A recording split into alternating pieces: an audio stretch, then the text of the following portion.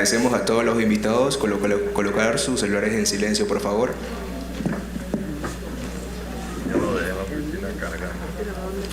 Doctora Ángeles Ramos Vaquero, directora ejecutiva y curadora en jefe en el Museo del Canal Interoceánico de Panamá, miembros del patronato del Museo del Canal Interoceánico de Panamá, miembros del comité organizador de la conmemoración del bicentenario del nacimiento de don Justo Arosemena, representantes del cuerpo diplomático acreditado en Panamá, doctora Marisa Lazo, curadora de la exposición Las preguntas de don Justo, Nación, Región y República en el siglo XIX, la mirada de un panameño. Respetados panelistas Jorge Yanarreas, Carlos Guevara Man, Ana Sánchez y Eduardo Araujo, moderador del conversatorio, autoridades municipales y gubernamentales, invitados especiales, representantes de los medios de comunicación. En esta noche se inaugura la exposición temporal Las preguntas de don Justo, Nación, Región y República en el siglo XIX, la mirada de un panameño. Iniciamos con las palabras de bienvenida de la doctora Ángeles Ramos Vaquero.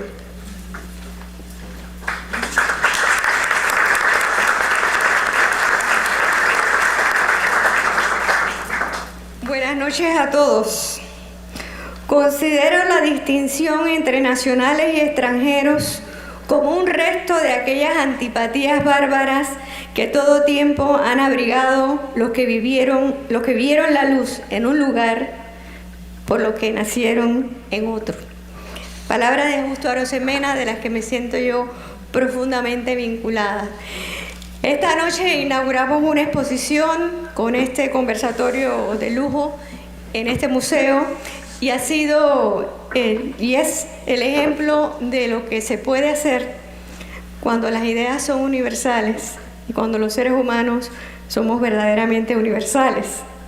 Yo siempre digo que lo único que habría cambiado es que es la mirada de un hombre universal, porque Justo Arosemena lo era. Debo agradecer al equipo de curaduría del museo que transformó y transfirió una exhibición que con gran éxito la doctora Marisa Lazo y la comisión organizó en Colombia. Era muy difícil traer la propia exhibición, así que hicimos un enorme esfuerzo conjunto con la comisión y el gobierno nacional para lograr que esa exposición se volviera a interpretar a nuestra manera acá en Panamá y se construyera y se produjera totalmente en nuestro museo. Para eso agradecer al personal de curaduría y especialmente quería esta noche agradecer a Gabriel Siniglio, a Víctor Echevarría y a Agustín Castillo, que son los magos de este museo y son los verdaderos magos de Oriente. A los que nos acompañan esta noche en la mesa principal, estos panelistas de esta noche, me unen a la mayoría de ellos lazos de amistad y de cariño de muchísimos años. Al doctor Jorge Yanarreas, que le conozco desde la primera vez que pisé esta tierra, al doctor Carlos Guevara Man, igualmente. Ana Sánchez es una nueva amiga. Nuestro moderador Fernando Araujo le conocí hace mucho tiempo y tal vez él recordará que fue en Madrid. Se me acercó y me dijo, estábamos en Cultura Hispánica y usted estaba ya haciendo y me dijo, ¿usted es la directora del museo? Esa misma. Yo dije, depende. Primero si iba a decir algo bueno, ¿no? Y me dijo que sí, entonces le dije que sí, que era yo. Y he dejado para último y no menor a la doctora Marisa Lazo. Ambas nos conocemos desde que ambas teníamos 12 años. ¿Verdad, Marisa? Porque como la mayoría de ustedes tal vez saben o tal vez no saben, cuando yo llegué a este país con la feliz circunstancia de mi matrimonio con el más universal de los intelectuales panameños, el doctor Alfredo Castillero Calvo, Marisa era nuestra vecina. Así que ella y yo, las dos teníamos 12 años. Y han pasado 30 años de aquello, y en esos 30 años he tenido la dicha, el honor, el orgullo de ver transformar aquella vocación de una historiadora de una gran pasión desde siempre, una mujer de una gran pasión que yo digo que es una fuerza de la naturaleza, porque ha logrado muchas cosas en un mundo que es muy difícil, que es el mundo de la academia y el mundo de la academia internacional fuera de Panamá. Y debo decir que la doctora Lazo nos llena de orgullo en sus éxitos y en su defensa del conocimiento de la historia de Panamá en el mundo. No me quiero extender, pero no quería dejar de reconocer el esfuerzo que ha hecho la doctora Lazo con esta exposición que se presentó en Colombia, que ahora se presenta aquí, que hemos adaptado en el museo para que se pueda presentar en otros lugares. Y quería terminar con también unas sabias palabras de don Justo. Yo borraría la palabra extranjero del vocabulario de la ciencia. Con eso lo dejo. Gracias.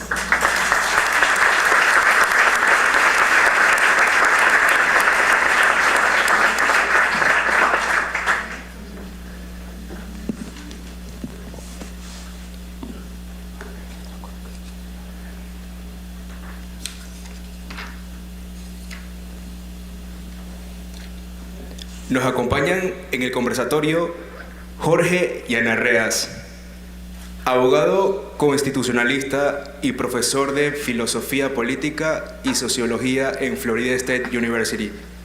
Estudió en las universidades de Sussex y Warwick de la Gran Bretaña. Carlos Guevara Mann, profesor de Ciencias Políticas y director de la Maestría en Relaciones Internacionales de la Florida State University, Panama Branch, doctor en Ciencias Políticas por la Universidad de Notre Dame de Estados Unidos. Marisa Lazo, doctora en Historia y profesora de la Universidad Nacional de Colombia. Ha escrito sobre la historia de Panamá y de Colombia. Ana Sánchez, doctora en Derecho, profesora de Derecho Constitucional de la Universidad de Barcelona en excedencia y asesora del Despacho Superior de la Secretaría Nacional de Ciencia e Innovación, CENACIT. Como moderador tendremos la participación de Eduardo Araujo, quien culminó estudios de posgrado en Gestión Cultural en la Universidad de Barcelona. Ha trabajado en un gran número de iniciativas en este ámbito. Es el vicepresidente de Comunicaciones de la Ciudad del Saber. Iniciamos con la presentación de los panelistas y el moderador. Hola, ¿tengo sonido aquí? ¿Me oyen? Sí, hola. Bueno, buenas noches y gracias por la invitación. Yo quiero decir que tal vez mi participación en esto responde a algo también medio aleatorio y hace unos meses estuve en Bogotá y coincidí con Marixa y no sabía que tenía la exhibición en la Biblioteca Nacional de Bogotá, pero me la súper recomendó en una cena y al día siguiente fui. Me pareció, fue muy especial, la verdad, ver esta exhibición en Bogotá, en la Biblioteca Nacional, ahí en una zona muy céntrica, del intelectual más importante panameño del siglo XIX. Y me gustó mucho el tema como low tech, que tiene como la tecnología como casi decimonónica de la misma exhibición, como que hay que darle la vuelta con eso, una especie como de iPad de madera, ¿verdad?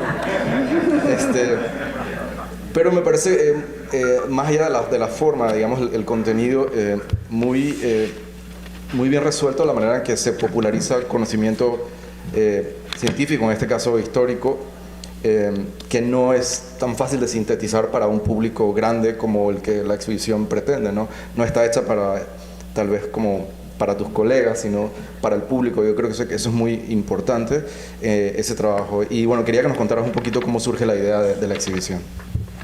Bueno, surge porque estoy solita en Bogotá como panameña y es el bicentenario de Justo Rosemena y me pregunto qué hago. Entonces, un curso, vamos, es lo único sobre lo que yo tengo control solita, son mis cursos. Todo lo demás depende de otras personas. Y el propósito de ese curso era estudiar la figura de Justo Rosemena Pero también en mis sueños era crear una pequeña exhibición como producto de un curso y que los estudiantes aprendieran también cómo la historia puede ser llevada a un público a través de la exhibición. Y se fueron sumando cómplices que han hecho posible esto, ¿no? Y el primero, el Comité del Bicentenario, Relaciones Exteriores de Panamá y la Embajada de Panamá en Colombia, que apoyó, dio la plata pues para poder hacer esto, y además acompañó, ¿no? Y después la gente de la Biblioteca Nacional de Colombia, que puso la parte artística, digamos. Entonces el propósito era con los estudiantes pues estudiar la figura de Justo Arosemena y después pensar cómo acercamos a Justo Arosemena a la gente, cómo lo bajamos, que es lo que estoy diciendo mucho, lo bajamos de la estatua, pero no para humillarlo, sino para que se nos acerque, ¿no? Para que se nos acerque un poquito, para conocerlo mejor. Y lo que surgió es, bueno, vamos a enfocarnos en sus inquietudes, porque este es un momento, es un personaje que está viviendo un momento interesantísimo en la historia del mundo, donde se están inventando nuevas formas de hacer política. Y él, junto a otros intelectuales de peso como él, se está preguntando cómo hacemos esto. Y la idea es que de esta exposición, y allá afuera pueden ver las respuestas, pueden dejar sus propias respuestas, es que nos preguntemos con él, ¿no? Y pensemos si las preguntas que él se hacía en el siglo XIX siguen siendo relevantes para nosotros. Entonces eso fue lo que guió la exposición, la creación de esta exposición. Sí, de hecho es como sorprendente la relevancia en el día de hoy de algunas preguntas que se hacía Justo Arosemena en el siglo XIX.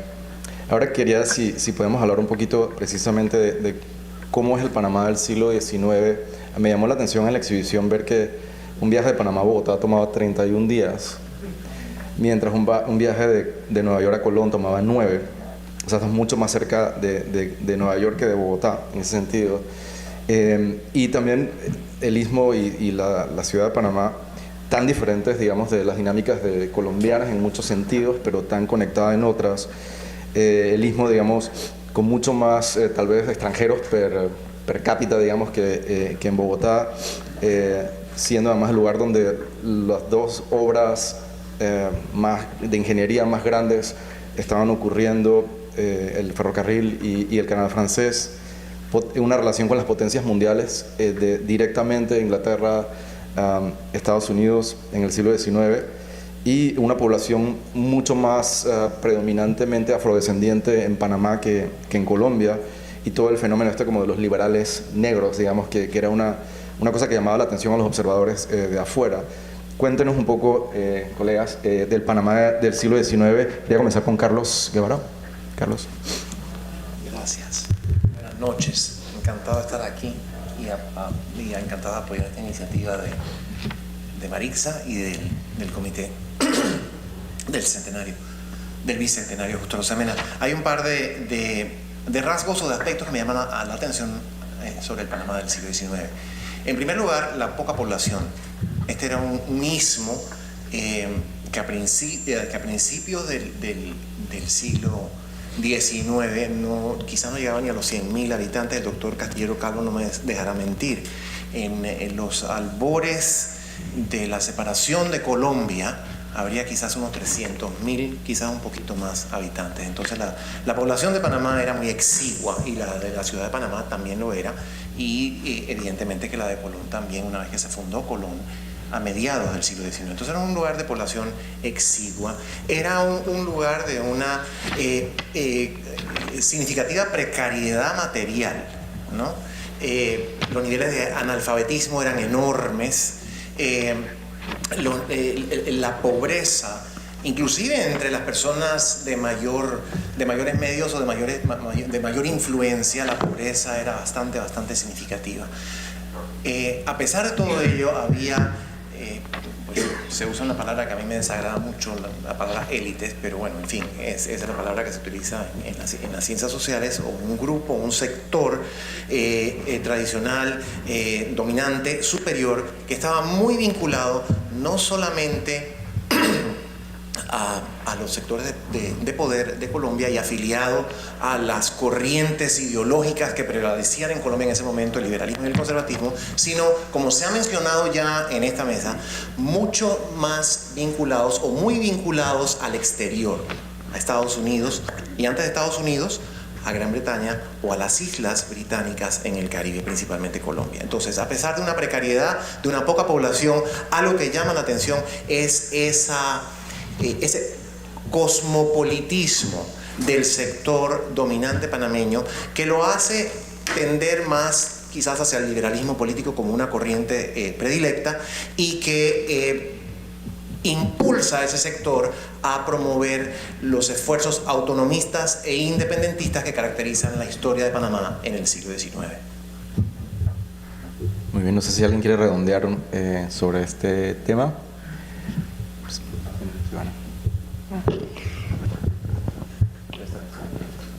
Bueno, simplemente añadir que ya se ha dicho, pero el componente de multiculturalismo que había en el Istmo de Panamá, producto de las sucesivas inmigraciones que existieron, que yo creo que determinó mucho la idea de ciudadanía que establecía Justo Arosemena, que ya se ha repetido, el ciudadano al que está, no hay una construcción desde el punto de vista de él de étnica o etcétera.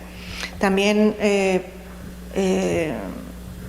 bueno, solamente quería destacar esto, la idea de Panamá multicultural, urbano, en la medida que se podía hablar de ser urbano en esa época, y con poca manifestación de territorios rurales que prácticamente no están relatados en los textos de historia del siglo XIX. Y quisiera agregar dos cositas, que a pesar de la poca población, este es un lugar de gran innovación política y además tecnológica, ¿no? Porque aquí en este pedacito de tierra caliente, en el trópico, se dan las dos grandes obras de infraestructuras de toda Colombia. Y es aquí en este pedacito de tierra donde la mayoría de la población sufre todos los estereotipos a que son sometidos los afrodescendientes en el siglo XIX, sobre todo. Están promoviendo la abolición de la esclavitud y la logran en el 51. Están experimentando esa cosa nueva que es la democracia, que nadie en Europa tenía en ese momento. Se tenía acá y ellos lo sabían. Entonces eso hace mucho más interesante el pensamiento de Justo Arosemena, ponerla en ese contexto, ¿no?, de innovación democrática y del que tenemos que sentirnos orgullosos, yo creo. Sí, un poco en ese sentido, otro texto tuyo, Marixa, el que nos hablabas de unos años después, ya durante los años iniciales de la construcción del canal, a mí me sorprendió encontrarme ahí con esta perspectiva que nunca se me había ocurrido, de norteamericanos que vienen de un país donde hay esclavitud y encontrarse con alcaldes negros en la zona de tránsito de Panamá, y obviamente no los van a respetar porque no van a respetar su autoridad, claro, porque en su país ni siquiera son hombres libres. Eso es una imagen muy simbólica del Panamá del siglo XIX, de lo que hablas, un poco de esa idea civilizatoria de los norteamericanos hacia Panamá, que en la franja de tránsito, digamos, no viene a civilizar, sino a echar la modernidad para atrás, de alguna manera, ¿no? Es interesante esa encrucijada que tú planteas y que nos describe un poco más el siglo XIX panameño.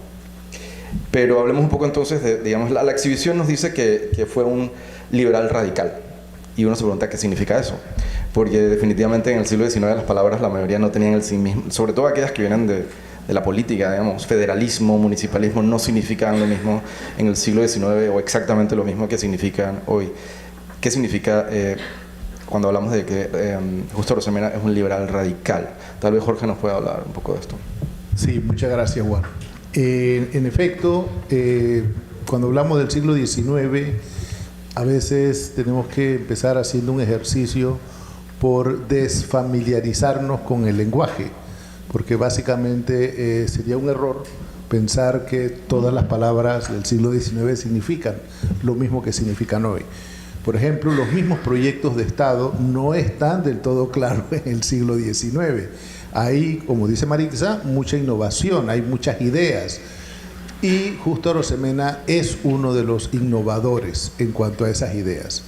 Pero hay algunas cosas que sí podemos, digamos, marcar de una manera muy precisa, y es que cuando Justo Arosemena regresó de sus estudios en Bogotá, le estudió en el Colegio Mayor San Bartolomé, que era un colegio, digamos, de las ideas avanzadas que venían de la Europa revolucionaria.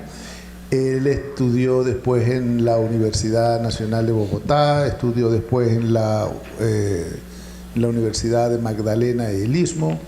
Bueno, al final, Justo Arosemena, con menos de 23 años, viene a Panamá, hace una familia, y uno de sus primeros trabajos es con el municipio.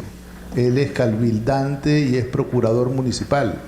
Y una de las primeras causas que ese joven emprende es justamente defender a los esclavos.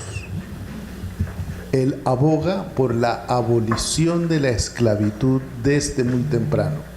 Y cuando en 1951 finalmente se logra, entonces hay un reconocimiento de sus pares de que Arosemena ha sido uno de los que ha impulsado esa causa. Además de eso, Justo Arosemena recibió un reconocimiento internacional de una sociedad una sociedad africana que estaba justamente por la abolición de la esclavitud. Y esto todo ocurre antes de que en Estados Unidos se aboliera la esclavitud, que eso no ocurre sino hasta 1863. Así que Justo Arosemena es un liberal radical, en el sentido de que la idea de la libertad para él está unida a la idea de la igualdad. Somos iguales y somos libres. Y la institucionalidad que se va a construir a partir de ese momento, Justo Arosemena la guía para proteger justamente esas libertades y esas igualdades. Por esa razón, a mí me parece que hay una tensión escondida con la idea de Justo Arosemena como el padre de la nacionalidad, porque justamente hoy utilizamos la palabra nación o nacionalismo o nacionalidad de una manera totalmente anti-arosemena, es decir, es para el cercenamiento de las libertades, cuando para Arosemena la nación no tiene ese concepto. Las ideas biologistas sobre la raza y la nación son un poco posteriores a Arosemena, así que él no sintió la necesidad de dialogar contra eso porque no era una cultura dominante en su época, pero definitivamente la manera como hoy nacionalismo y racismo se tienden a confundir definitivamente sería un objeto de la crítica de Justo Arosemena. Justo Arosemena es un forjador de una institucionalidad, y esa institucionalidad se puede resumir en que es la institucionalidad de la libertad. De hecho, nos dice de alguna manera el mensaje que sintetiza Maritza en la exhibición que Justo Arosemena piensa que para gobernar hay que conocer la realidad de un lugar y estar en contacto con él. La idea de poder gobernar Panamá, digamos, desde Bogotá, pero incluso cualquier municipio ser gobernado desde otro lugar, no tiene sentido tanto para él, ¿no? Y nos dice también que el municipio era la verdadera sociedad y no la nación, ¿no? Me parece que es una idea interesante para Panamá, que de alguna manera yo podría decir que es el país más centralista tal vez de toda la región, no sé si les trae alguna reflexión de eso al centralismo de hoy versus las ideas de Justo Arosemena ya en el siglo XIX. No sé quién quiere comentar. Yo quisiera hacer un comentario al respecto de lo que acotó el profesor Llanareas. Me pareció sumamente atinado en cuanto a los orígenes y al significado ideológico del radicalismo. A eso yo quisiera añadir que el radicalismo en el contexto colombiano se refiere a un periodo histórico, además, que es el periodo histórico a mediados del siglo XIX, y específicamente el del apogeo del radicalismo es entre 1863, cuando se dicta la Constitución de Río Negro, en la convención que tuvo lugar en esa población, presidida por Justo Arosemena, por cierto, entre 1863 y 1886. Entonces, este periodo de predominio de ideas liberales radicales es el periodo histórico que se conoce como el periodo del radicalismo, al cual está íntimamente vinculado Justo Arosemena. Y como bien lo señaló el profesor Jan Areas, hay que ser cuidadosos respecto del entendimiento y la comprensión de los términos. Hay una diferencia entre decir un radical del siglo XIX y el uso que podamos dar a la palabra radicalismo en la actualidad. En ese momento lo que significaba era un liberal partidario de la ampliación de las facultades y las posibilidades humanas a su máxima expresión, en tanto que no molestará al resto de las personas. Entonces así vemos que la Constitución de Río Negro de 1863, obra cumbre del radicalismo colombiano, es la constitución más liberal de Colombia, y algunos dicen que una de las más liberales del mundo o de América. Una constitución que amplía, por ejemplo, el ejercicio de la libertad de expresión de una forma que no la amplió, que no se ha visto desde entonces, ni en Colombia ni en Panamá. Entonces, me parece también que es importante situarnos en ese contexto, en que radicalismo significa además un periodo histórico del cual Justo Arosemena fue protagonista principal. Significa también, entiendo yo, separación entre la Iglesia y el Estado, ¿verdad?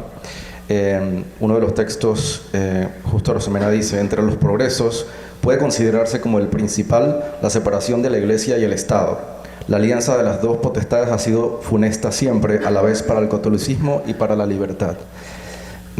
Esto me impresionó mucho leerlo en la exhibición, cuando lo vi la primera vez, que esa idea estuviera tan clara en un pensador panameño en mitad del siglo XIX y que no esté incluso clara para todos hoy en día es interesante. Como mínimo, no sé si Jan Areas o Ana, ¿quieres decir? Sí, no, yo quiero mencionar un poco y difiero un poco con Carlos sobre la palabra radicalismo. Justo Arosemena es un radical también en el siglo XIX porque duda de las estructuras políticas existentes y se las replantea constantemente.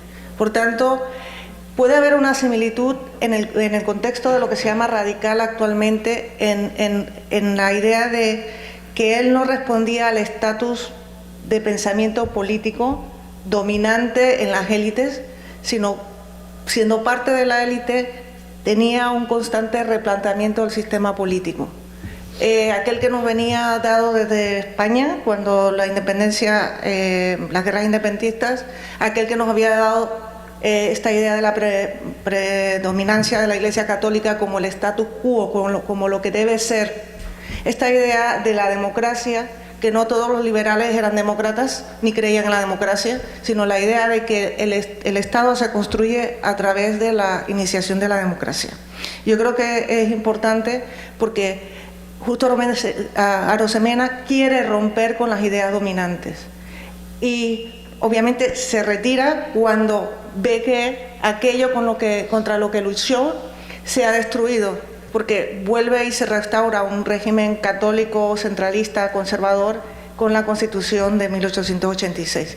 Por tanto, yo pienso que sí que hay un radicalismo o una acepción que aún nos toca, en el sentido de que el replantearse el sistema político constantemente, el dudar de que si esta es la estructura adecuada o se puede formular de otra manera, es un cierto radicalismo, no todos los que existen ahora, pero sí es esta visión de no conformarme con lo que hay, sino en buscar unas estructuras políticas determinadas.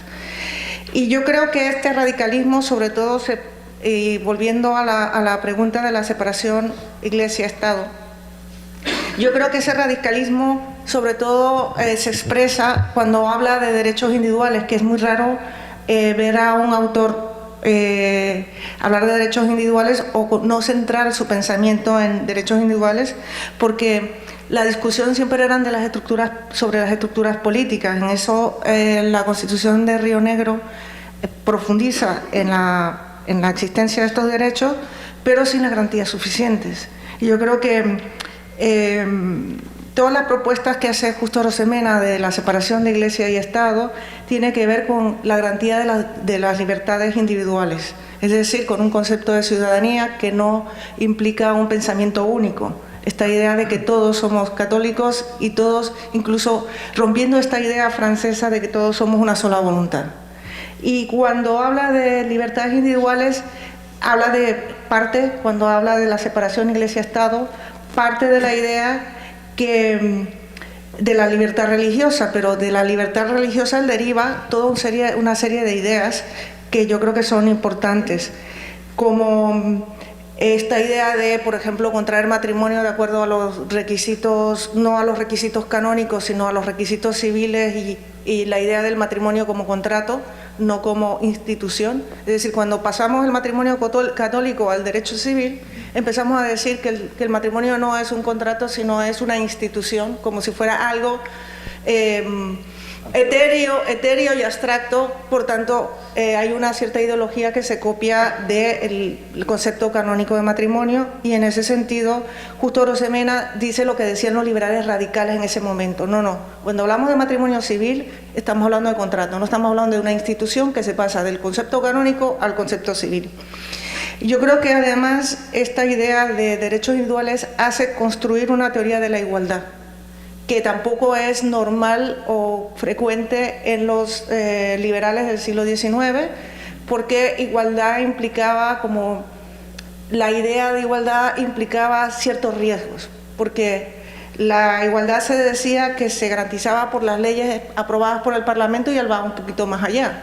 La idea de la necesidad de equiparar, y curiosamente en sus últimos escritos habla de la igualdad de hombre-mujer en el matrimonio, y habla en algunos escritos sobre la posibilidad del sufragio, o decir, la defensa del sufragio femenino, diciendo las mujeres no pueden ser ciudadanos de segunda clase. Eso era revolucionario en el siglo XIX. Y eso le genera un concepto de ciudadanía que es un concepto democrático de ciudadanía. Sí, yo quería un poco reforzar el punto que hace Ana en cuanto a las ideas filosóficas y políticas que tiene Justo Arosemena sobre la religión. En realidad, su postura frente al matrimonio eclesiástico es el resultado de una visión más profunda sobre la necesidad de desacralizar la política y las leyes, de manera que la política y las leyes no responden a ninguna providencia divina, sino que es un producto estrictamente de los seres humanos en sociedad para convivir con estándares de igualdad y libertad para todas las personas. Así que desde ese replanteamiento más filosófico, efectivamente Justo Arosemena piensa que la libertad religiosa es importante protegerla, pero protegerla es desde el Estado, desde una concepción laica del Estado, que era una de las luchas en ese tiempo. No sé si ha quedado claro de que no era ni las ideas dominantes ni era algo lógico y establecido, las ideas de Justo Arosemena. Esa era una lucha grande que había que dar. Hay un historiador colombiano, Martínez Garnica, que considera que precisamente los panameños en estas cosas eran un poco una anomalía, porque en general los panameños estaban a favor del divorcio, estaban a favor de la libertad, de la igualdad de los hijos, en una Colombia que era otra cosa, en una Colombia que tenía ideas conservadoras sobre la religión, la patria, la tradición, y esas son las ideas dominantes de esa época.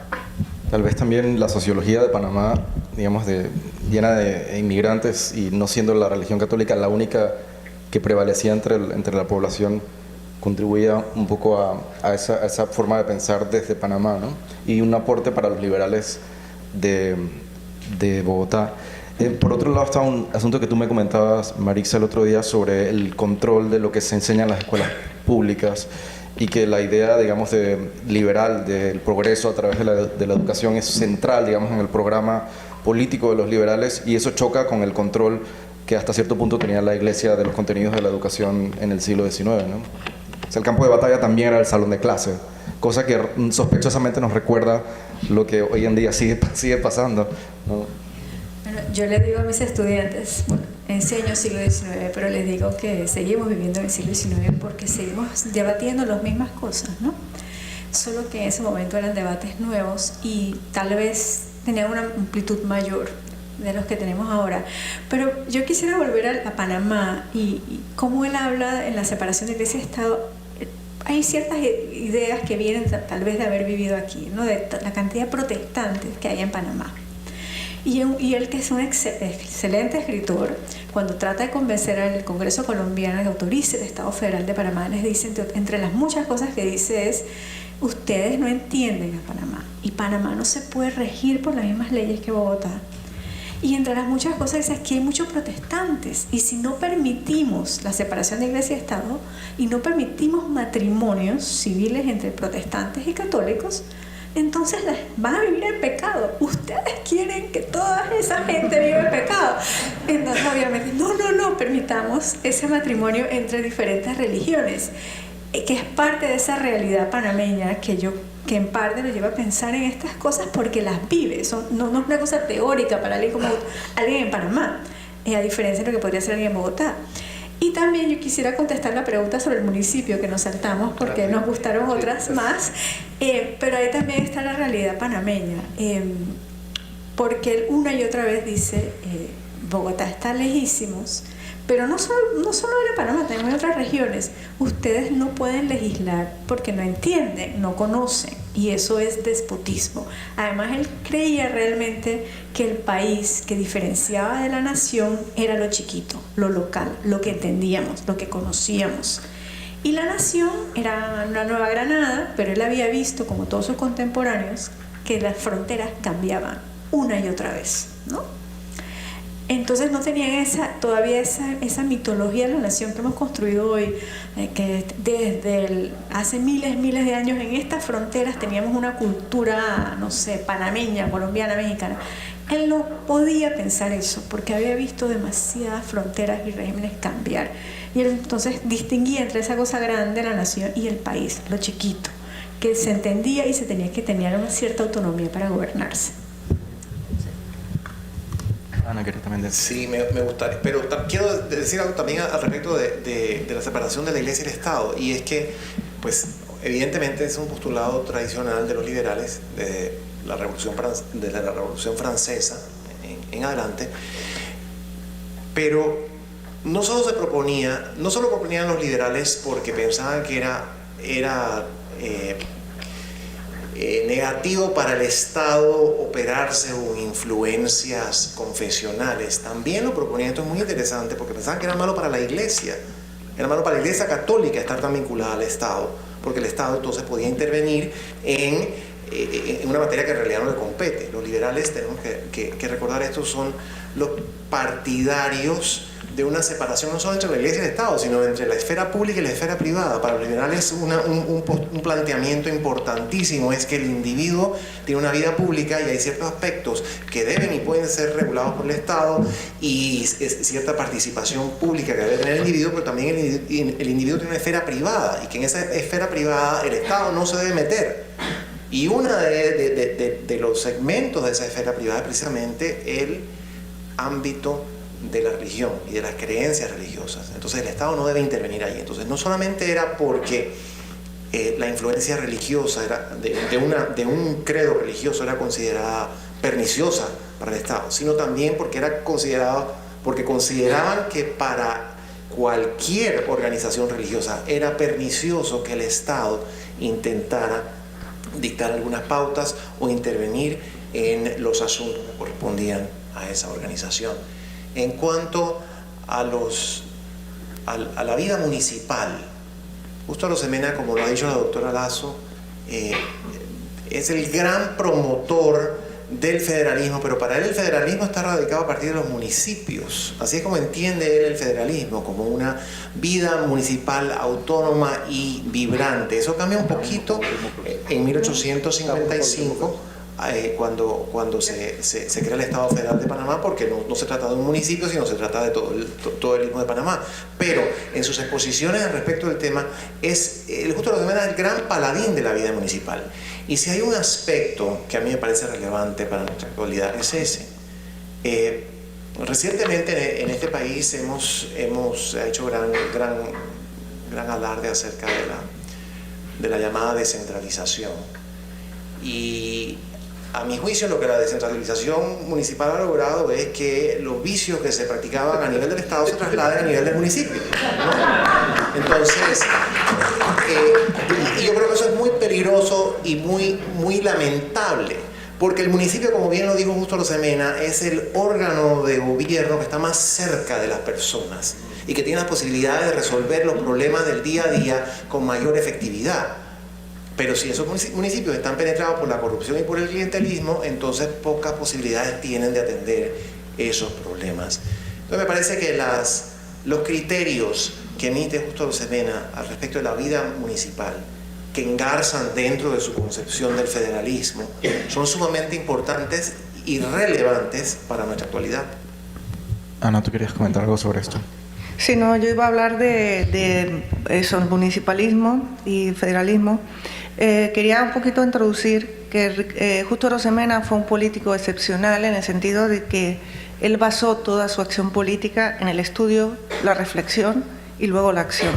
Es decir, no improvisaba en el sentido más práctico de la palabra, sino que todas sus decisiones o todas sus actuaciones políticas estaban en un marco teórico que algunas veces lograba traducir y en otras no.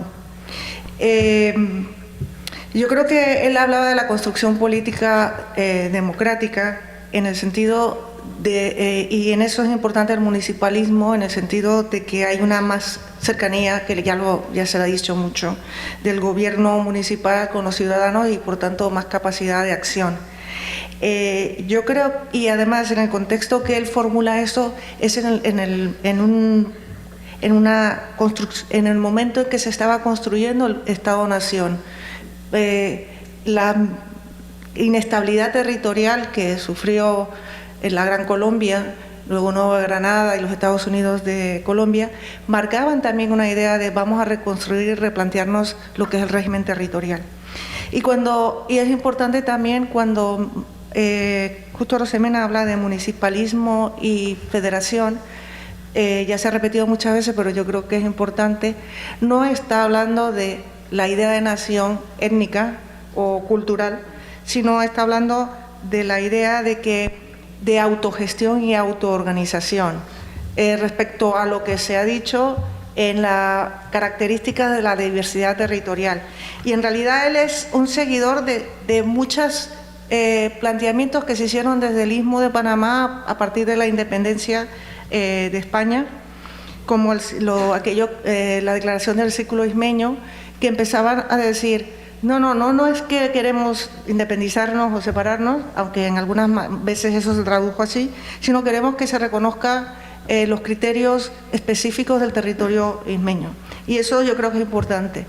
La crisis y la territorialidad en todo lo que es la construcción del Estado-Nación y la proposición de sistemas de autogestión y autogobierno, que no implica renunciar a la soberanía de un Estado central, pero sí de autorregulación y autonomía en el ejercicio de las estructuras del Estado.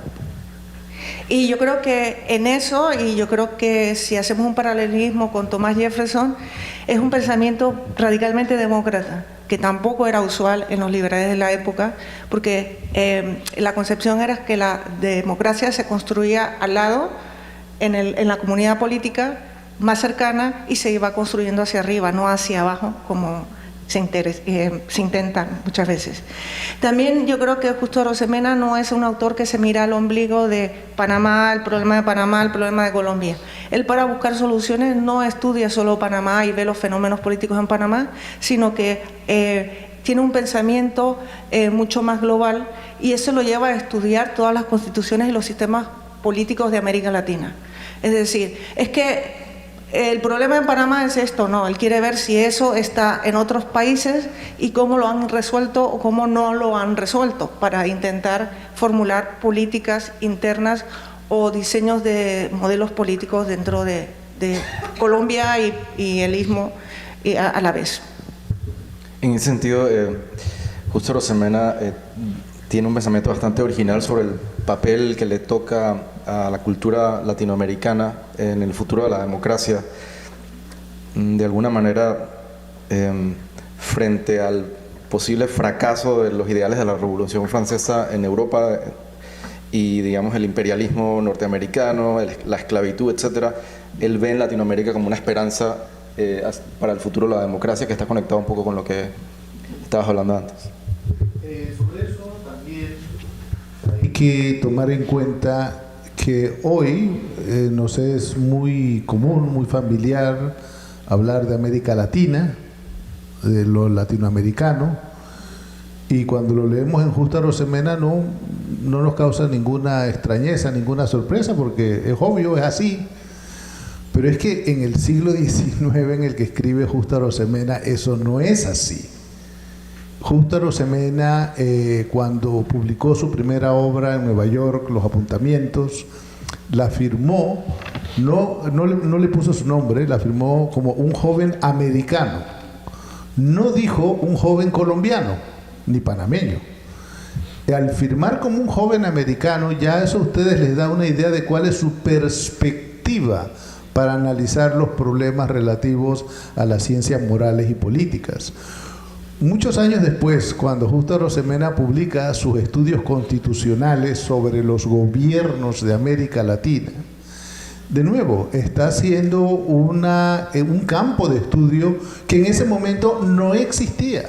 La gente no necesariamente veía a América Latina como una realidad sobre la cual uno pudiera escribir. Y Justo Arosemena es uno de los primeros que pone la pica en Flandes y dice: esta es nuestra perspectiva. Quisiera agregar algo a lo que acaba de decir Jorge, completamente de acuerdo, y recordarnos que en esos años, o sea, él vive un momento de transición, ¿no? Él es uno de los primeros en usar el término América Latina, y eso no es casual, porque a principios del siglo XIX el término más utilizado es americanos.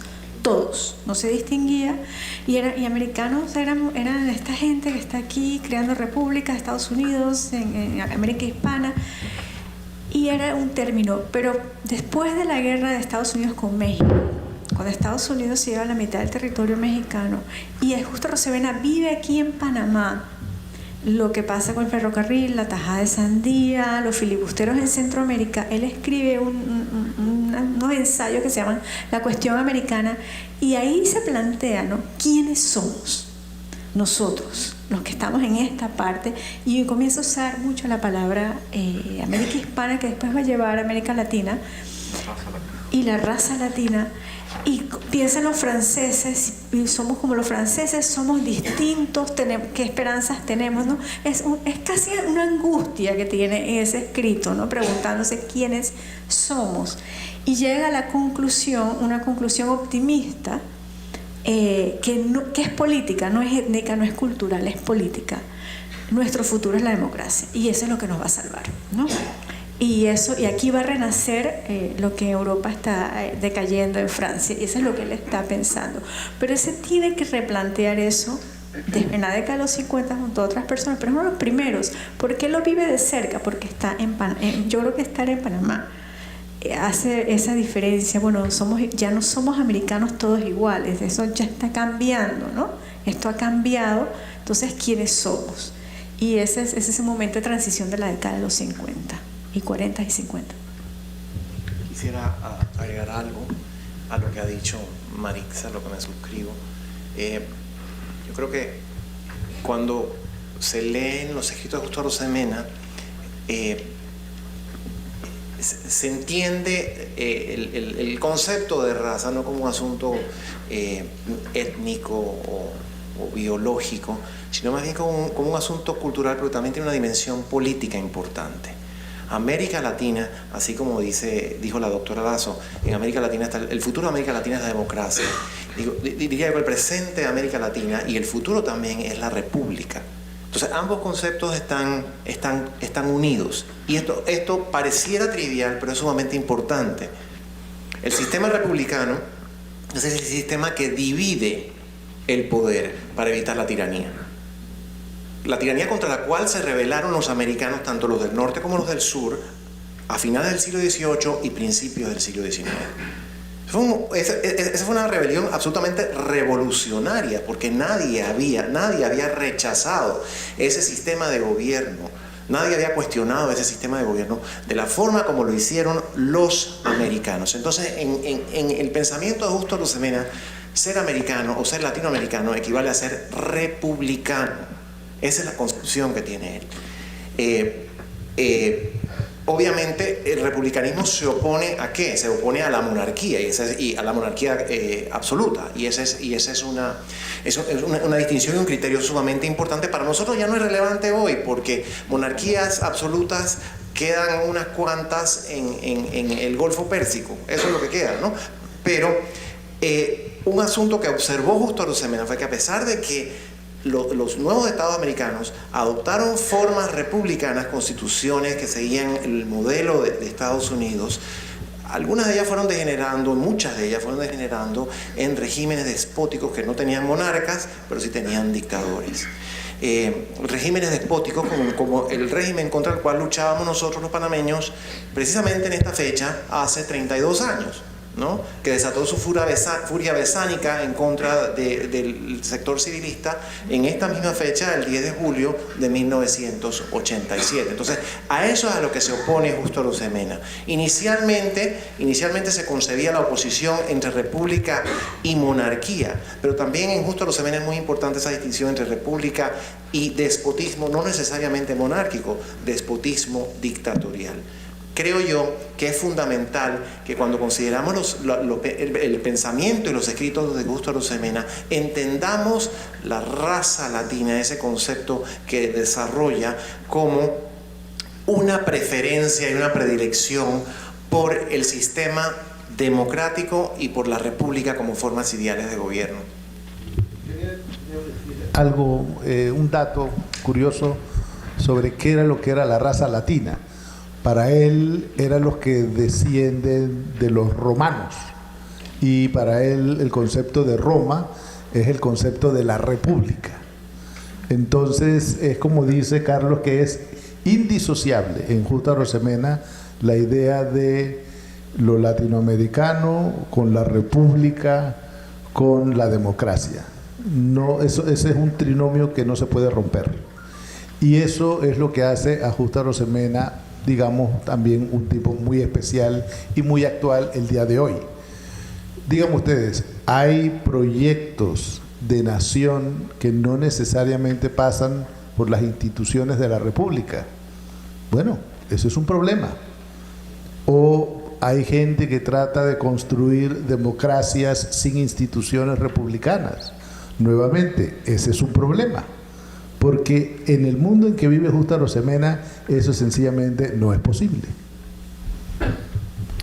Sí, nos dice la exhibición que en 1846 se preguntaba, observaba Justo Arosemena frente a la posibilidad de que existiera un canal por Panamá. Decía, los buques pasarían el canal sin dejar otro rastro que el desconsuelo de verlos alejarse con las riquezas destinadas a otros países.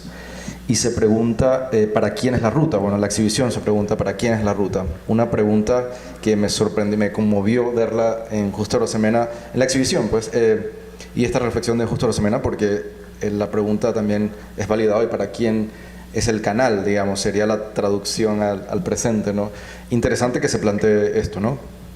No sé si quieren reaccionar a esto. No, yo creo que es importante lo que dice Justo Arosemena, y yo imagino que tiene que ver con la experiencia de la época,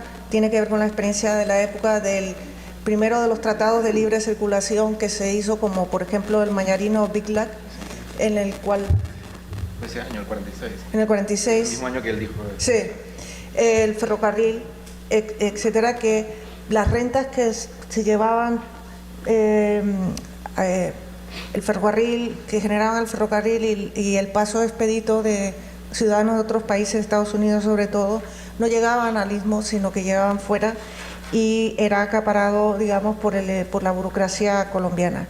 Yo pienso que uno puede traducir esto actualmente. Se dice que Panamá ha conseguido gestionar el canal de Panamá con un superávit y unas ganancias que nunca se consiguió en la época de Estados Unidos, pero eso no ha generado la inequidad ni ha mejorado la inequidad que existe en el istmo, en el territorio panameño. Más, Panamá vuelve a estar entre los 10 países más desiguales del mundo. Y eso quiere decir que algo ha fallado en esta recuperación del canal y la idea de que el canal nos generaría riquezas, porque la riqueza no está bien generada. Y yo comparto esta idea en el sentido de que sí, se puede generar sector servicios, se generan puertos, se genera sector logístico, pero este sector servicios no está revirtiendo en un crecimiento económico igual. Es decir, cuando hacemos el crecimiento económico estamos hablando de sectores económicos y no desglosamos quién crece y quién no está creciendo y se mantiene en su lugar. Sí.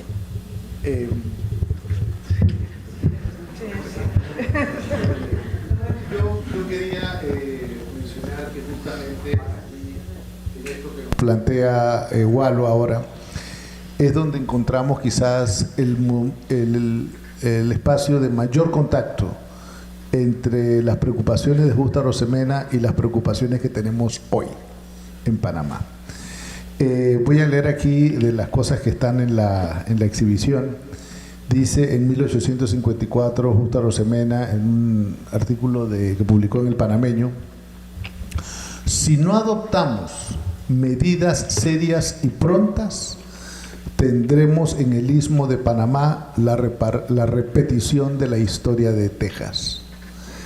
Es decir, esa urgencia que creo yo que muchos de los conciudadanos aquí sentimos, de que hay que hacer algo, de que hay que hacer algo serio, algo exigente, algo diferente de lo que hemos venido haciendo, era compartida por Justo Arosemena en su tiempo. Es decir, el tema de la construcción del Estado, por supuesto, es algo gradual, es algo que se aprecia en el tiempo.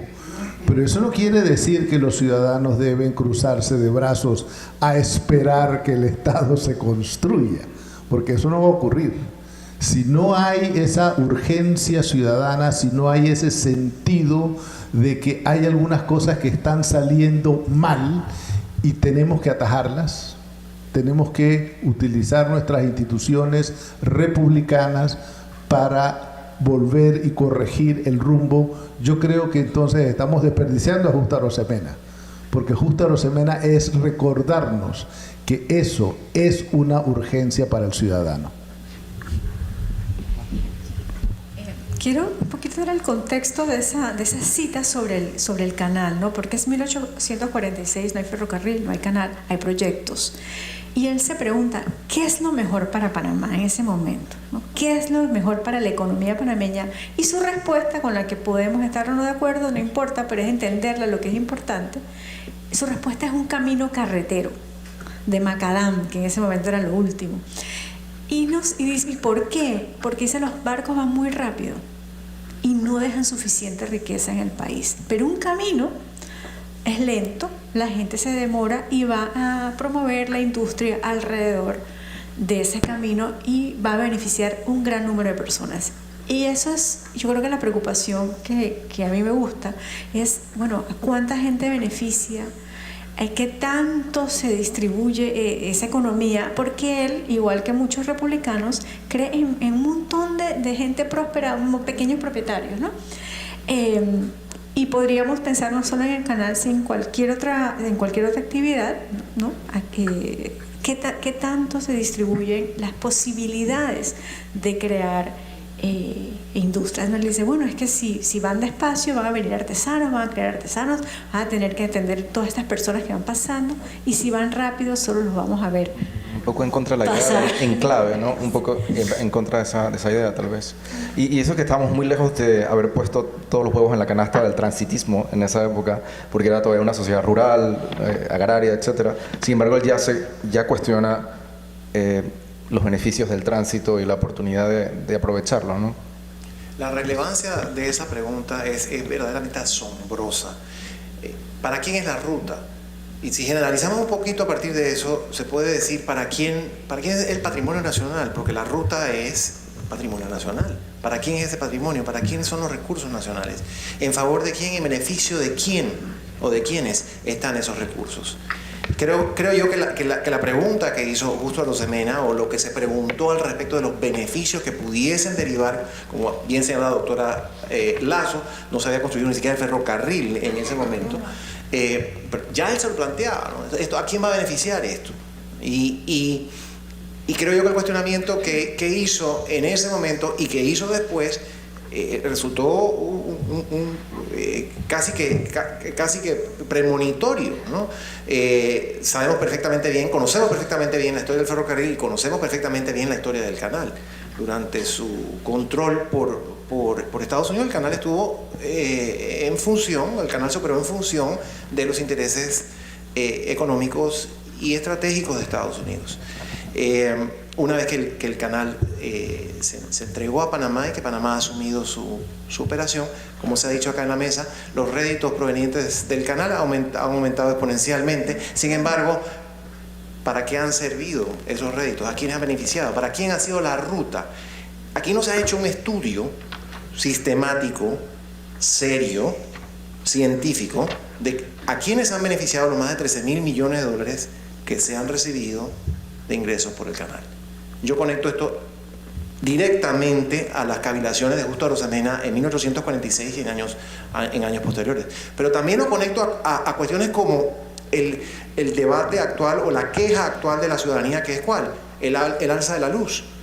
¿Cómo se produce la electricidad de Panamá? Se produce a partir de nuestros recursos. 60% se produce a partir del agua panameña y 20% se produce a partir de energía eólica y la otra, solar. El restante, que es como 20% más, se produce a partir del combustible. Entonces, ¿a quién pertenece el agua de los panameños? No pertenece a nosotros. ¿A quién pertenece el viento y la luz? El del sol, pertenece a nosotros. Entonces, ese debate de hoy puede ilustrarse, me parece a mí, de una manera sumamente erudita a partir de las cavilaciones que Justo Arosemena hacía en 1846, inclusive antes de la construcción del Canal de Panamá. Bueno, creo que podríamos pasar a una segunda parte en la que recibimos algunas preguntas del público. No sé si hay micrófonos ahí abajo, o va a haber. Sí, ok, uno de estos. Gracias.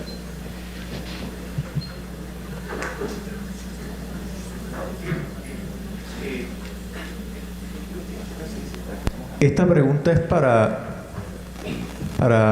cualquiera que la quiera tomar, pero quizás encaje más en la disciplina de Carlos Guevara Mann.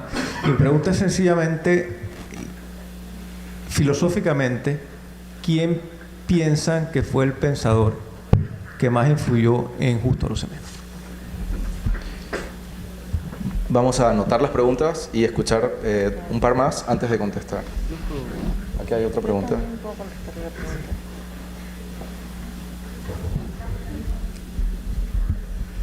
Yo quiero comentar que Justo Arosemena viene de una familia tremendamente numerosa, de Pablo Arosemena y Lombardo, que compra su introducción a la orden de Carlos III, que tuvo 17 hijos.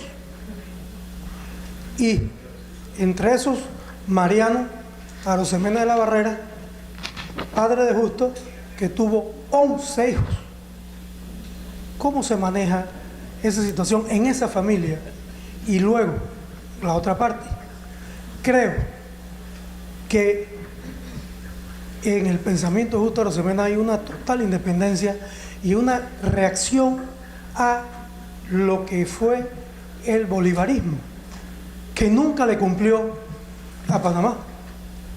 Una tercera pregunta antes de contestar.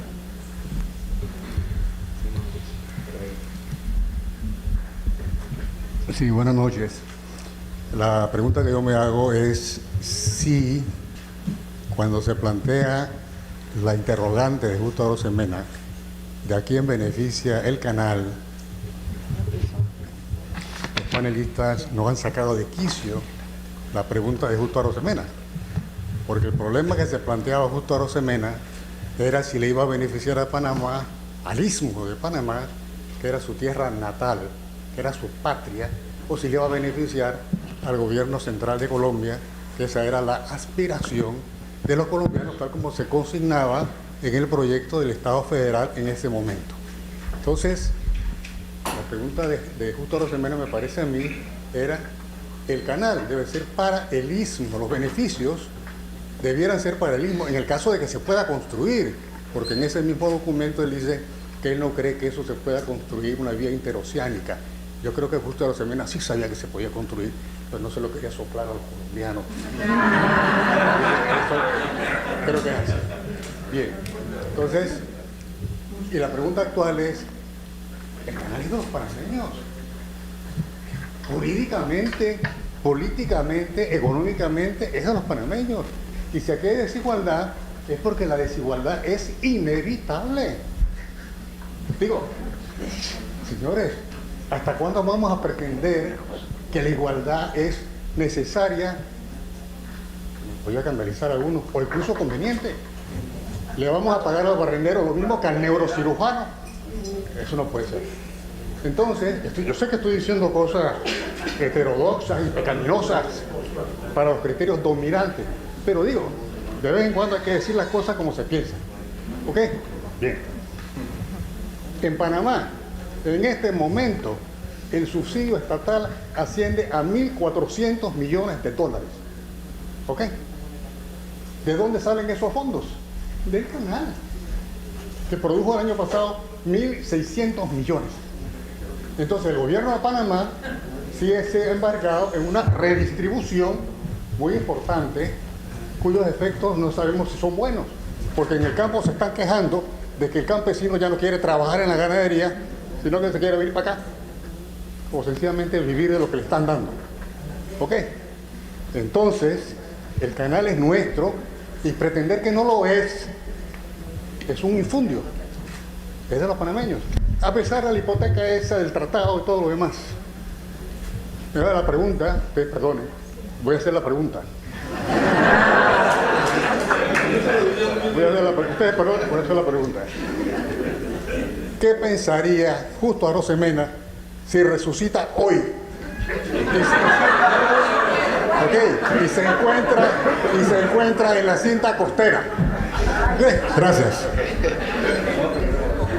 No, yo nada quiero referirme un poquito a la primera pregunta sobre las influencias de Justo Arosemena, y obviamente mis colegas de mesa tienen han estudiado más profundamente algunas influencias. Pero yo creo que si podemos contextualizar el pensamiento de Justo Arosemena, es importante contextualizarlo en el marco del utilitarismo, como doctrina político-filosófica, no como utilitarismo de vamos a hacer lo que nos conviene. Y en ese sentido, él es muy seguidor de los pensadores, a pesar de que al principio se basó mucho en pensamiento de francés, pero cada vez es más seguidor de del pensamiento anglosajón, británico sobre todo, y yo diría que una de las grandes influencias fue Jeremy Bentham, y lo importante es que la visión utilitarista, ya digo, como filosofía político-filosófica, contrasta mucho con otras visiones de los pensadores del siglo XIX que eran contractualistas.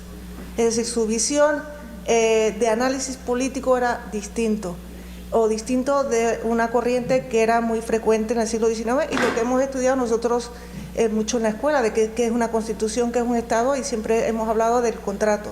Él no utilizaba ese modelo como de análisis central. Yo creo que es importante destacar también que él pertenecía a una corriente filosófica política que determina mucho la forma en que argumenta la reforma de las instituciones en el siglo XIX.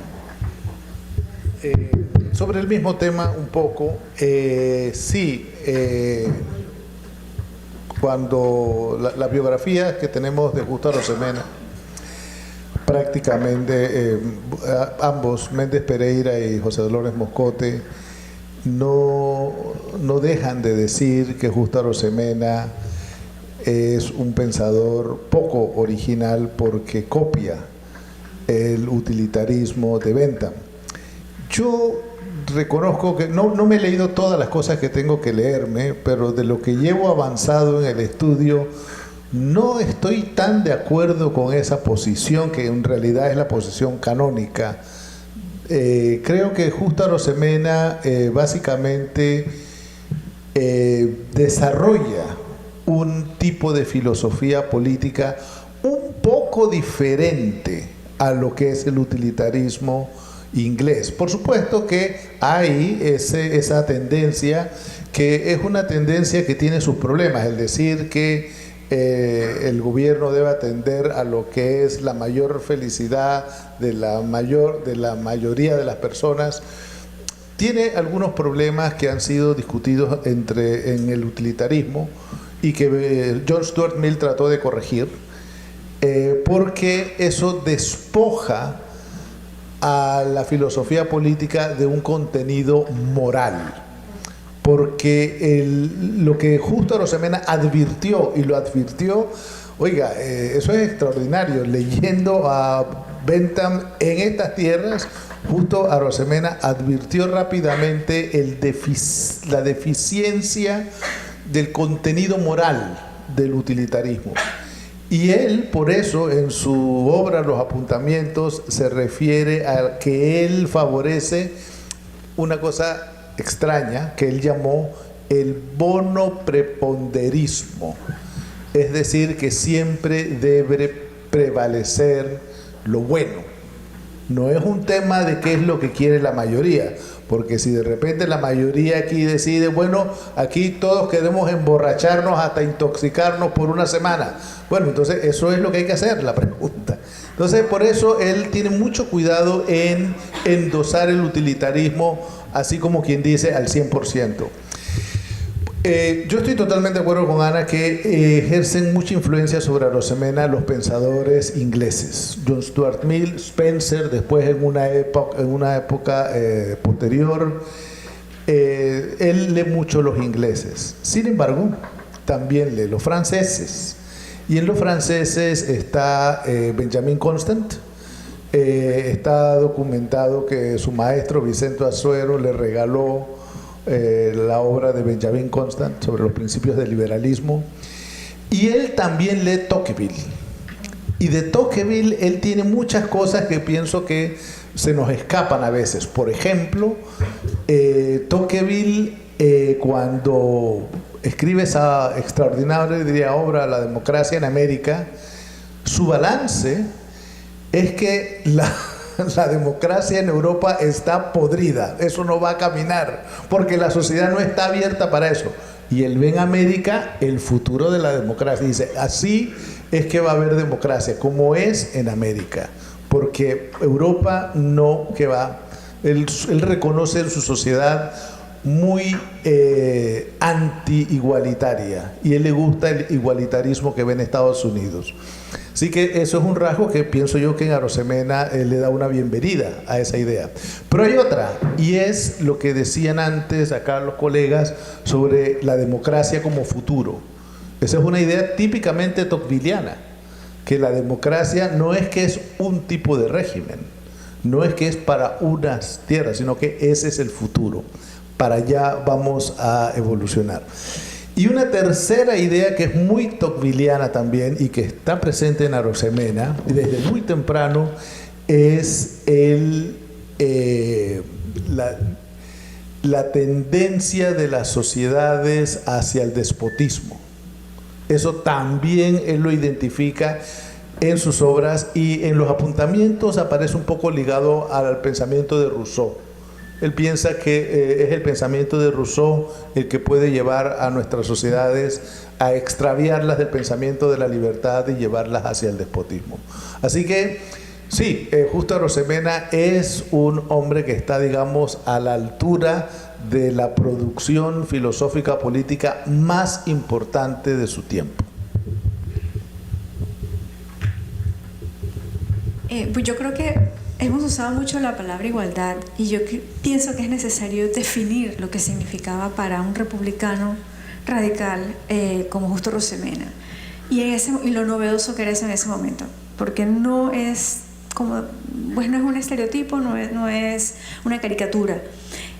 Primero, para él que todavía es reciente, las monarquías están por ahí dando vueltas, era el mérito, no el origen, lo que tenía que determinar el futuro de las personas y su lugar en la sociedad.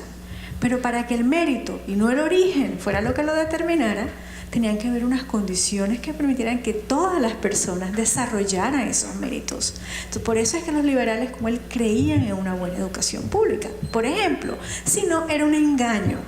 ¿Cuál era la otra característica fundamental de esta igualdad para él? Era la igualdad ante la ley, ¿no? Que fuera realmente la misma ley para todos, independientemente de tu condición social, raza, lo que sea. Esa era la otra característica. Y la última, que también es importante, autonomía. Es decir, un cierto nivel de autonomía económico que te permitiera pensar políticamente de manera independiente. Y eso requería no una igualdad absoluta, pero sí una cierta distribución de recursos justa, que dieran autonomía, ¿no? Que tuvieran esa independencia que después, bueno, eso es antes de la revolución industrial, la segunda revolución industrial, ¿no? Pero viene un poco esta fantasía de los artesanos, de los pequeños agricultores, que tienen esa autonomía que les permite pensar de manera independiente. Y yo creo que cuando él está pensando en la economía de Panamá, él no está pensando, o sea, él es panameño, él es ismeño, pero él es nuevogranadino y él es embajador de la Nueva Granada de muchos países. Es decir, su regionalismo es como el de un chiricano hoy, ¿no? Eso sería lo más parecido para entenderlo. Pero él cree en esas tres bases, es lo que permiten la igualdad en la que él cree. El mérito, no el origen, una autonomía económica que te permita una economía política y la igualdad absoluta ante la ley. Me parece que se ha hablado algo acerca de las influencias intelectuales. Yo tengo la sensación de que cuando uno lee la obra de Justo Arosemena, uno se da cuenta del sinnúmero de referencias que utiliza sin nombrarlas, porque es un estilo distinto al de la actualidad. Entonces uno se desespera a veces porque no pone las citas al pie de la página, pero uno se da cuenta, ¿no? Porque esta idea se asemeja a esta otra. Era, en síntesis, un hombre sumamente culto, como lo ha dicho el profesor Yanarea, sumamente erudito, así como los miembros de nuestra clase política de hoy, muy cultos y eruditos, que leía mucho y estaba actualizado al respecto de las obras clásicas y las obras contemporáneas. Nada más que quiero hacer dos referencias bien interesantes. En el Estado federal, cuando habla acerca de las tantas ventajas de promover los gobiernos locales, hace referencia a la tesis de Madison sobre la necesidad de tener circuitos electorales amplios, ¿no? Sin mencionar a Madison, sin mencionar a James Madison, hace referencia a esa idea que la presenta Madison por primera vez en uno de los federalistas en el año 1787. Así que uno ve que estaba al tanto de lo que se publicaba no solamente en otros tiempos, sino en otros idiomas y en otras latitudes. Otra referencia interesantísima que estoy seguro que estaba allí, otra influencia interesantísima que estoy seguro que estaba allí, es Kant. Estoy seguro que Kant estaba allí. Kant, a partir de su famoso ensayo a la paz perpetua, esto de 1795, en su estudio sobre la Liga Americana, la propuesta que hace está tan vinculada a la propuesta kantiana de la paz republicana, que es prácticamente imposible que no haya estado en comunicación o que no haya usado esas referencias. Así es que es verdaderamente reconfortante, estimulante encontrarse con un personaje panameño del siglo XIX que estaba tan al tanto y tan al corriente de las ideas de otras partes. Y a uno que se cita expresamente en el Estado federal es casualmente a Tocqueville. Y refiriéndose de manera evidente a la democracia. Sí. Y otra conexión importantísima con Tocqueville, que lo mencionó el profesor Jan Areas, es dónde ubica Tocqueville la democracia más vibrante en Estados Unidos. En los gobiernos locales de Nueva Inglaterra. Habla de los New England Townships y la conexión allí con la promoción que hace Justo Arosemena del gobierno municipal es verdaderamente asombrosa.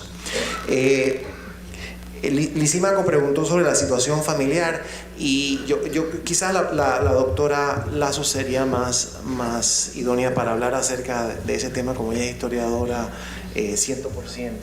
Yo me reparto entre dos disciplinas, pero ciertamente el peso familiar era un asunto importante en la vida de Justo Arosemena. Lo que a mí me llama la atención es que aparentemente, por lo que podemos ver, siempre optó por su idea del bien común o su idea de su responsabilidad hacia la colectividad por encima de sus conexiones familiares.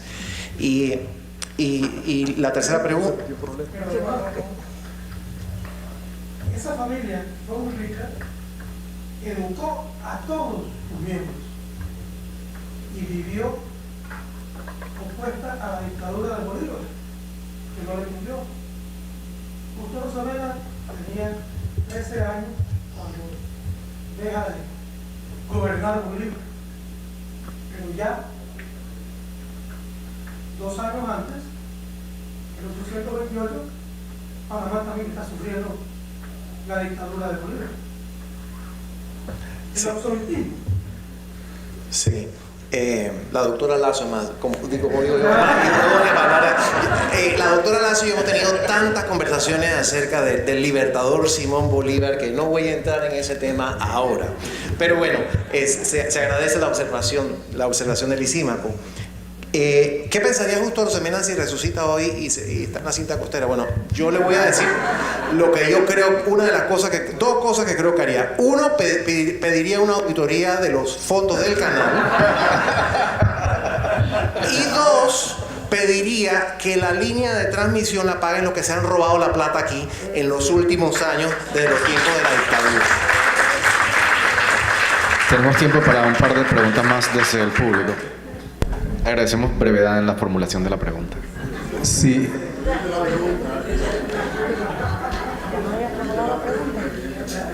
Ese no era el estado. Y la verdad es que si no fuera Justo Arosemena y resucitar en la cinta costera y tuviera la oportunidad, así, por obra y gracia del Espíritu Santo, de entender el régimen jurídico bajo el cual vive Panamá, que es de la independencia. Él nunca soñó con independencia, siempre pensó en un vínculo federal con la Nueva Granada, porque nos iban a proteger de los americanos y demás. Y tenía razón en eso. Pero hoy en día tenemos una independencia bastante grande, tenemos un presidente que va a China y que va a Rusia. ¿Cuándo? Eso no lo puedo discutir en otro momento. Permítanme terminar mi especulación histórico-filosófica con respecto a la resurrección de Justo Arosemena. Justo Arosemena, entonces, cuando Justo Arosemena fallece, que la ciudad de Panamá no había capellado. Mucha gente no sabe eso. La élite, para recoger un término discutible de esa época, le entregaba, como que todos los días, el producto, ojos fisiológicos, bueno, de alguna manera, a una persona que iba en un terromato recogiéndolo y que francamente yo no he investigado un perdimiento de... Yo quiero hacer una pregunta por ahí, por esa dirección. Sí, estamos esperando que termine. Para cobrar el servicio. Digo, eso es realidad. No hay marca peleado. Entonces, Justo Arosemena, no había 300.000 habitantes. Hoy hay 4 millones. Es un país de inmigrantes que sí vienen de Estados Unidos, de Europa. Entonces yo creo que se hubiera maravillado del desarrollo material en el aspecto que se usted señala, posiblemente hubiera sufrido, lógicamente, lo que sufría en esa época era la corrupción y la mediocridad. Sí. Muchas gracias, Osvaldo. Sí, muchas gracias, buenas noches. En primer lugar, felicitarlo por este excelente evento, muy especialmente a la doctora Marixa Lazo por haber curado esta exhibición y traerla aquí a Panamá, y también a los distinguidos miembros del panel. Voy a hacer una pregunta un poco difícil. digamos un poco pensando en el Justo Arosemena, porque me decía pues la doctora Lazo que había que verlo joven. Estamos acostumbrados a ver al abuelito ese que está a la mano derecha y que había que verlo joven, pero entonces ahora tengo muchas preguntas, porque veo mucho a Justo Arosemena de los 1840, de los 1850, 1860, hasta la Convención de Río Negro, pero este liberal Gólgota, ¿no?, radical de los años 50, se encuentra entre los años 70 y 80 en una situación muy difícil, porque por una parte el llamado Partido Liberal Negro toma el poder en Panamá en los años 1870, uno de los capítulos menos conocidos de la historia de nuestro país, y él es compañero de partido, pero al mismo tiempo puede que tuviera algunas diferencias, y por otro lado viene entonces la arremetida del régimen conservador en 1885. Entonces, ¿cómo veía Justo Arosemena estas tensiones en ese momento entre un liberalismo que toma otra dirección y un conservadurismo preludio a la Guerra de los 1000 días? ¿Quién quiere contestar esa pregunta?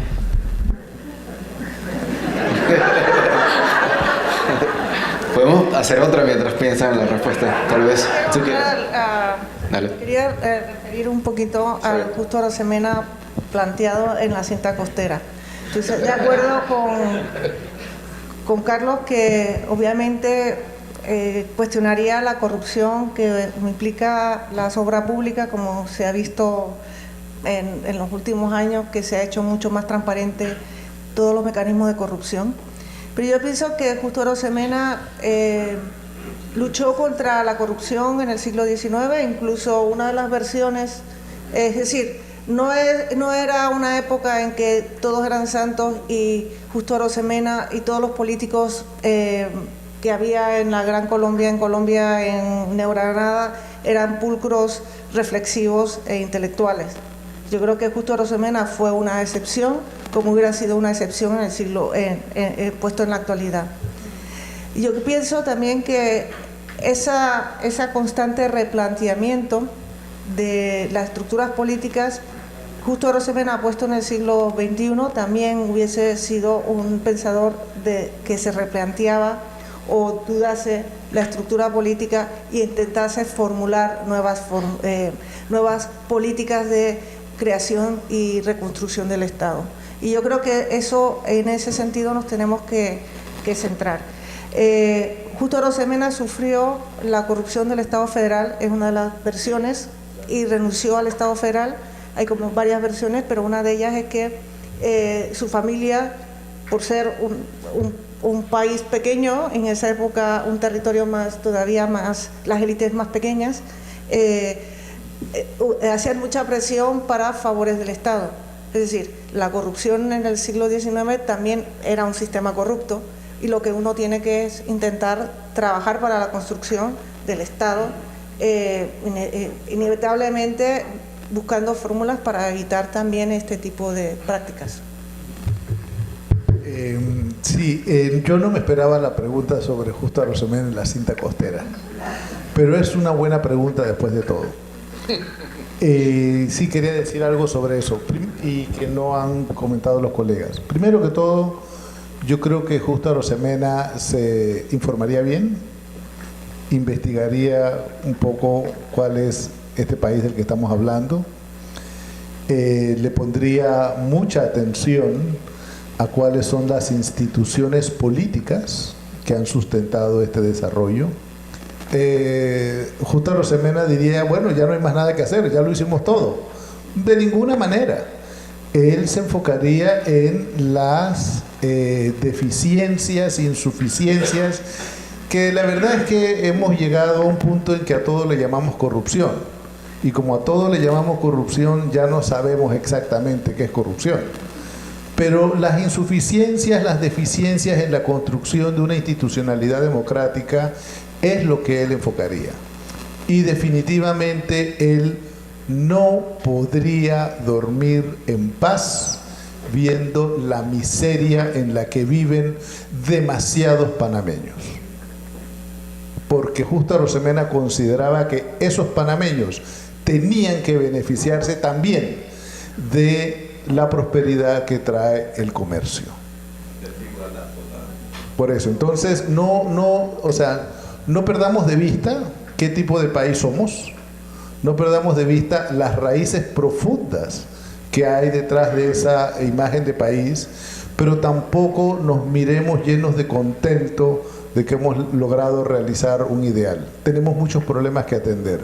Y de nuevo, enfocar esos problemas como problemas de las instituciones políticas de la República, me parece que es la invitación que nos hace Justo Arosemena. Sí, una pregunta de Guillermina. Hola, ¿han pensado llevar esta exhibición itinerante al Palacio de la Asamblea? Marixa, una sugerencia de llevar al Palacio Legislativo esta exhibición.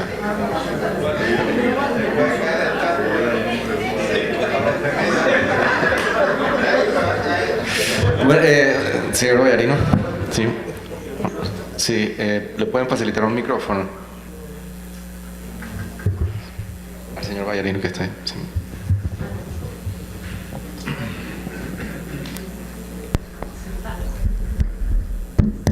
Bueno, esta pregunta, esta pregunta la hago después de oír la participación del panel acá y todas las ideas filosófico-políticas que manejó y que conoció Justo Arosemena. Justo Arosemena vivió cuando Karl Marx escribió El Capital, se hizo la Declaración Comunista y en Europa existían estas ideas. Yo hago esta pregunta porque en nuestros países, en América Latina, todos sabemos que ciertos países están adoptando estas ideas. Yo quería preguntar si en las obras de Justo Arosemena hay alguna referencia o análisis sobre estas ideas socialistas marxistas. Ok, la de Osvaldo primero. Vamos con la de Osvaldo Jordán. Dejamos Sí. la pregunta de Osvaldo Jordán. Y claro, la mayoría de sus escritos son en los años 40, 50, 60, 70 un poquito, ¿no? Y lo único, para ser honesta, que he leído de los 70 son algunos de sus estudios constitucionales.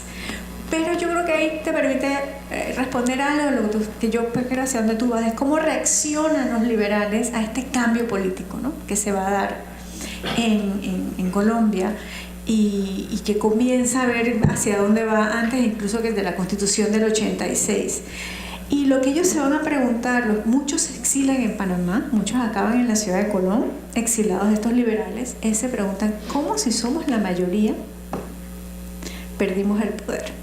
Esa va a ser una pregunta que los va a agobiar, y se va a preguntar una y otra vez cómo sucedió esto, ¿no? Cómo sucedió hasta que llega la guerra de los 1000 días. Uno de los que se lo pregunta y escribe sobre eso muy bonito es Eusebio Morales.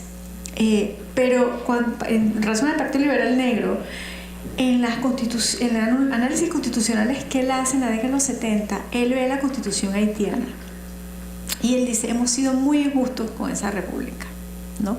Hay que reconocer lo difícil que fue para una nación de exesclavos liberarse, construir una república, ¿no? Y tenemos que examinarla con más justicia.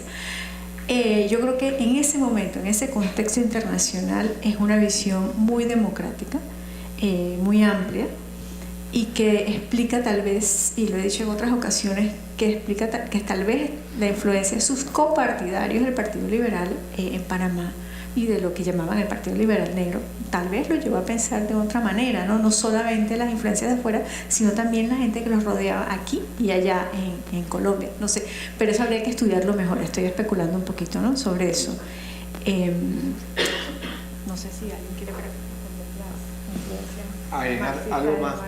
Yo agregaría a la pregunta del doctor Jordán. ¿Sí? Sigo. Dale. A lo que ha dicho la doctora Lazo, agregaría reacciones muy puntuales. Por ejemplo, la Universidad Externado de Colombia se fundó en 1886 como el cuartel de invierno de los liberales. Les duró bastante ese cuartel de invierno porque no regresaron al poder hasta 1930, ¿no? Pero fue una institución académica que se fundó para mantener vivo esa doctrina y esa ideología liberal, entre otras cosas, y aplicarla a la educación superior.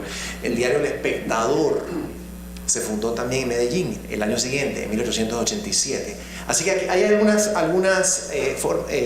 son algunas reacciones de los liberales. Obviamente que algunos se sienten muy abatidos. La sensación mía es que Justo Arosemena se siente muy abatido y que se retira de la política, al menos parcialmente, de la vida pública, al menos parcialmente, a raíz del triunfo conservador y de la Constitución de 1886, pero otros sí tratan de mantener ese liberalismo vivo, al punto que en 1899 se revela y tiene lugar la Guerra de los 1000 días, a partir de esa insurrección o a partir de ese alzamiento liberal que desangra a Colombia durante 3 años. Carlos, el presidente Núñez a Justo Arosemena para que fuera presidente. Sí, pero me parece que eso fue anterior a 1886. Yo creo que eso fue antes. Yo no creo que eso fue en ese momento. ¿Perdón? 84. Sí, fue antes de la reacción conservadora. Al respecto de la importancia o de lo atinente que sería recrear una sesión como esta en la Asamblea Nacional. Tuve el honor y el privilegio de dar el discurso de honor con motivo del bicentenario del natalicio del doctor Justo Arosemena en la Asamblea Nacional. Los diputados no estaban contentos. Por decirlo de alguna manera. Y en la referencia al marxismo, creo que el profesor Llanarea sería el más idóneo para contestarle. ¿Cuántos de ellos sabían quién era Justo Arosemena? Sí. Buena pregunta. Sí, sobre la pregunta de Juanchín, a mí siempre me ha llamado la atención que nadie ha hecho ese estudio. En cierto sentido, las vidas de Carlos Marx y Justo Arosemena son vidas paralelas. Karl Marx nace en 1818 y Arosemena en 1817. Arosemena muere en 1896, Karl Marx muere en 1883. Y hay muchos hitos importantes que son paralelos. Y son dos líneas paralelas que no se tocan. Eso también es interesante. Pienso que en América Latina las ideas, digamos, socialistas y comunistas, porque eso también tiene su propia historia, ¿verdad? No son del todo diferentes en determinado momento y después hacia 1890 como que se dividen un poco. Solamente la idea de la legalización del Partido Socialdemócrata es ya una cosa muy novedosa y ya para esto es muy hacia el final de la vida de Justo Arosemena. Así que yo lo que veo en Justo Arosemena es un énfasis en una institucionalidad política. Es decir, Justo Arosemena piensa en las instituciones de la República. Entonces, los socialistas, los comunistas, estos movimientos no han logrado todavía un espacio pleno en esa institucionalidad política. La institucionalidad política se la dividen los liberales y los conservadores. Y eso, para decirlo de una manera así como que dice muy simplificada. Pero el ingreso de los socialistas a la vida política institucional se produce muy tarde en Europa y obviamente en América Latina eso no ocurre hasta mucho tiempo después. O sea que sería como una mala pregunta hacerle a Justo Arosemena algo sobre lo que está literalmente fuera de su radar. Queremos agradecer a todos su presencia esta noche aquí. Marixa va a dar unas palabras finales muy cortas.